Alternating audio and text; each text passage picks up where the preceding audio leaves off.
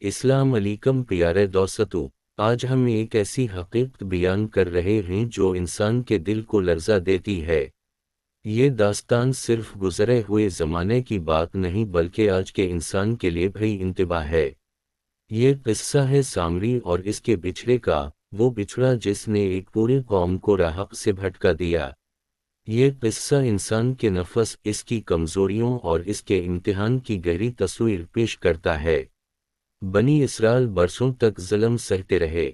ان پر فرعون کا ظلم یہاں تک پہنچ چکا تھا کہ ان کے گھروں سے پیدا ہونے والے لڑکوں کو قتل کر دیا جاتا تھا۔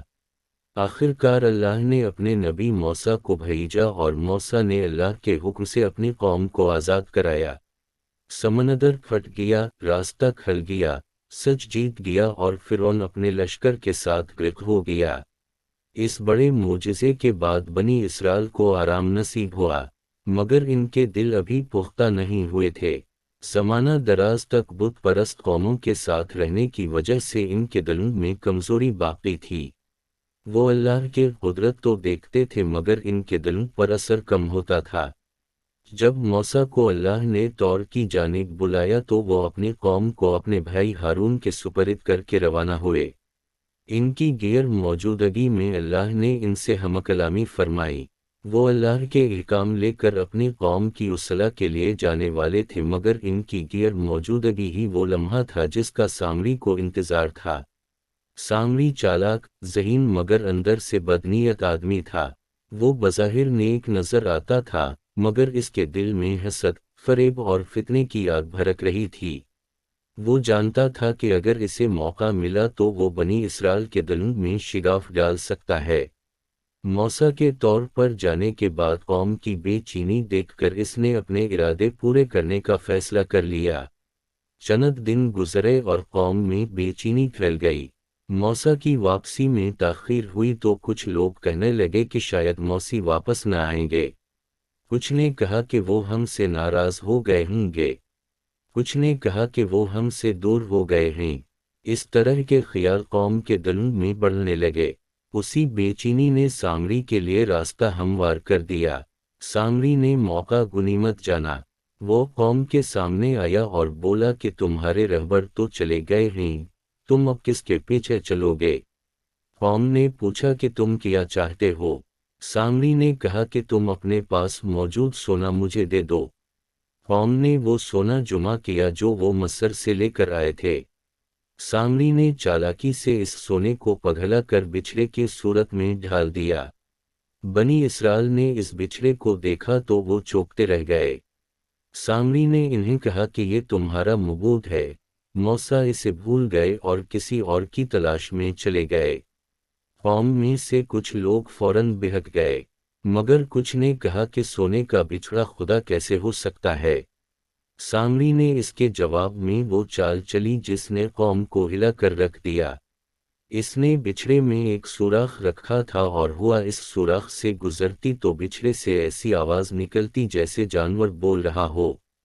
قوم نے یہ آواز سنی تو وہ گمراہ ہو گئے۔ انہوں نے سمجھا کہ یہ بچھڑا کوئی الہامی طاقت رکھتا ہے اور وہ اس کے گرد جمع ہو گئے۔ کچھ نے اپنے کپڑے پھینک دیے، کچھ نے ناچ گانا شروع کر دیا، کچھ نے اس کے سامنے سر جھکا دیا۔ قوم کا بڑا حصہ اس بچھڑے کو اپنا معبود سمجھنے لگا۔ ہارون نے قوم کو بہت سمجھایا۔ انہوں نے کہا کہ تمہارا معبود وہ ہے جس نے تمہیں فرعون سے نجات دی، نہ کہ یہ بے جان بچھڑا۔ مگر قوم نے ان کی بات کو ٹھکرا دیا۔ کچھ نے ان پر الزام لگا دیا کہ وہ ان سے اپنا اقتدار بچانا چاہتے ہیں۔ ہارون خوفزدہ نہیں ہوئے مگر وہ اس بات سے بے حد پریشان ہو گئے کہ قوم اتنی جلدی کیسے بہک گئی۔ اسی دوران موسیٰ طور سے واپس لوٹے۔ ان کے ہاتھ میں اللہ کی تختیاں تھیں۔ وہ خوش تھے کہ وہ اللہ کا پیغام لے کر لوٹ رہے ہیں مگر جب وہ اپنی قوم کے قریب پہنچے تو انہیں عجیب شور سنائی دیا۔ جب وہ اپنے خیموں کے پاس پہنچے تو انہوں نے دیکھا کہ لوگ ایک سونے کے بچھڑے کے گرد ناچ رہے ہیں۔ انہوں نے غصے اور دکھ کے عالم میں اپنے سر پر ہاتھ رکھ لیا۔ موسیٰ کا دل ٹکڑے ٹکڑے ہو گیا۔ انہوں نے قوم کو پکارا کہ تم نے اللہ کے احسانات کو بھلا دیا۔ تم نے کون سا جرم کر ڈالا؟ تم نے راہ حق کو چھوڑ کر ایک بے جان بچھڑے کو اپنا معبود بنا لیا۔ قوم خاموش ہو گئی، کچھ شرمندہ تھے مگر کچھ ابھی تک اپنی گمراہی میں ڈوبے ہوئے تھے۔ موسی نے ہارون کا ہاتھ پکڑا اور کہا کہ تم نے انہیں روکا کیوں نہیں؟ ہارون نے عاجزی سے کہا کہ میں نے انہیں سمجھایا تھا مگر انہوں نے میری بات نہ مانی۔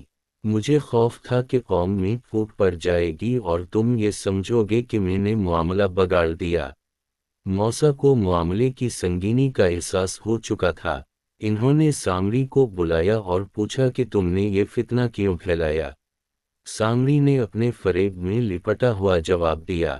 موسی نے حکم دیا کہ بچھڑے کو جلا کر راکھ بنا دیا جائے اور اس کی راکھ دریا میں بہا دی جائے تاکہ اس کی کوئی نشانی باقی نہ رہے۔ سامری کو قوم سے الگ کر دیا گیا۔ اسے حکم دیا گیا کہ وہ زندگی بھر اکیلا رہے، کوئی اس کے قریب نہ آئے۔ اسے سخت ذلت دی گئی تاکہ وہ دوسروں کے لیے عبرت بن جائے۔